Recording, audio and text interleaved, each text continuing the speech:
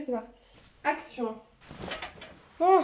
Bonjour à tous, ici Dougleuse et bienvenue dans cette vidéo. Chaque année, le plus gros site de webcomic implanté en France organise un concours pour les jeunes créateurs français. Ce concours, il a lieu à peu près à la période de l'été à chaque fois. Et cette année, il se terminait au 12 août. Donc à l'heure où je filme cette vidéo, c'était il y a déjà une semaine. Tous les ans, évidemment, j'y participe, mais je lis aussi énormément ce que font les autres. Ça me permet de voir un peu le niveau des créateurs en France, mais aussi de m'inspirer et de découvrir de nouvelles séries. Cette année, comme toutes les autres, du coup, j'ai lu plein de séries parmi tous les participants, et il y en avait beaucoup. Et j'ai sélectionné 3 séries qui ont vraiment retenu mon attention, dont, attention, la 3e est mon coup de cœur absolu, et j'ai trop aimé cette série. C'est parti pour le top 3. Numéro 3, Nos cœurs à l'unisson. C'est une petite série de 3 épisodes, donc elle n'est pas hyper longue. C'est l'histoire d'un musicien reconnu. Il est super famous. Et il est à la recherche d'un soliste pour l'accompagner à son prochain concert, qui a lieu vraiment bientôt, mais il a personne. Un jour, alors qu'il rentre d'une répétition, il me semble, il entend quelqu'un jouer par la fenêtre et il adore ce qu'il entend, donc il va aller à la rencontre de l'inconnu qui jouait du piano et lui proposer de jouer à son prochain concert. Je ne vous en dis pas plus parce que c'est très court, donc si je commence à rentrer dans les détails, vous allez plus rien avoir à découvrir. Le style graphique déjà me parle énormément, c'est une palette très colorée, des couleurs assez chaudes, mais surtout les transitions. Les transitions sont incroyables. Je retiens particulièrement la transition des escaliers qui se transforment en espèce de touche de piano et une autre transition qui était faite avec un violon et les cordes du violon, et c'est vraiment magnifique. Numéro 2, The World We Play.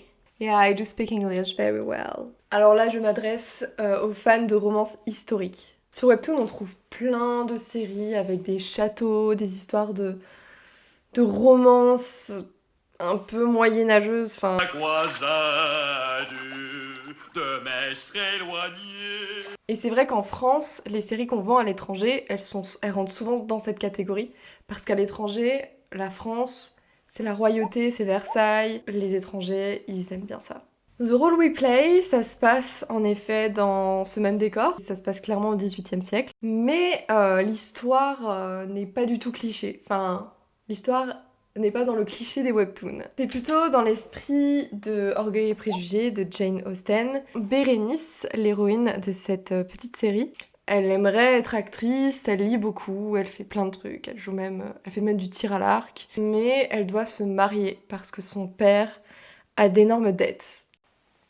Oui, je regarde les voisins passer. Du coup, on lui organise un mariage avec un des fils de Mr. Priest. Et au début, elle croit que c'est le grand poète Matthew. Mais finalement, c'est plutôt son frère. Un mec assez...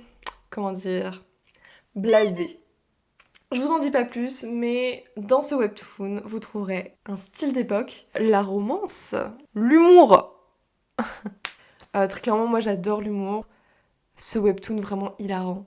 Et enfin, mesdames et messieurs, la série que j'ai tellement adorée. Et j'espère trop que l'auteur, surtout si tu regardes cette vidéo, tu vas continuer cette série parce qu'elle est trop marrante.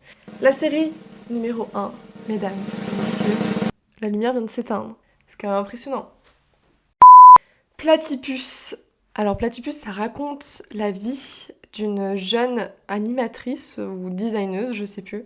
Mais bon, elle est mi-française, mi-japonaise et elle travaille dans un studio d'animation au Japon. Elle vient d'arriver sur le continent, donc elle connaît personne. Et en sortant, voilà, dans un bar, elle va rencontrer un ornithorynque.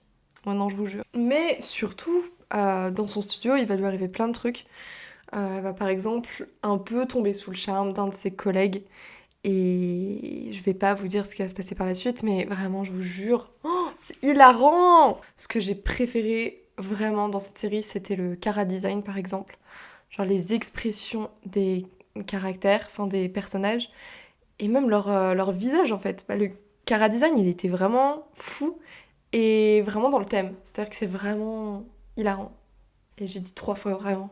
Ensuite, on voyage en fait dans cette série, c'est-à-dire que dès qu'on arrive, il y a la promesse d'apprendre des choses sur la culture nippone, des petites anecdotes, mais en plus mises en image, donc c'est vraiment très immersif.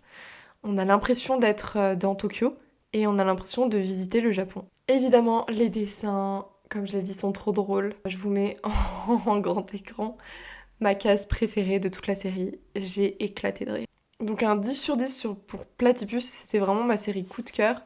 Et je vous recommande vivement d'aller liker et soutenir la série. Ce top 3 touche donc à sa fin.